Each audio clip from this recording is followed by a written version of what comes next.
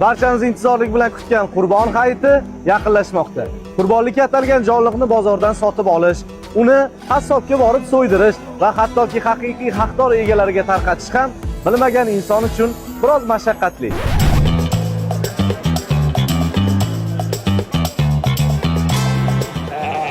Aka hormang, qo'yim bor edi, shundan so'yib bering. Aka, hozir buyurtmam juda ko'p. Shu hayitning 3-kunlariga havola. Shunda vaqtim bo'lsa qo'yib bering. Vaqt xayriya jamoat fondi bu yil ham siz niyat qilgan qurbonligingizni sizning nomingizdan so'ydirib, haqiqiy haqdorlarga yetkazishda yordam beradi. Bu jarayon qanday bo'ladi? Ekranda ko'rib turgan karta raqamlaringiz aynan ehson uchun ochilgan karta raqamlari.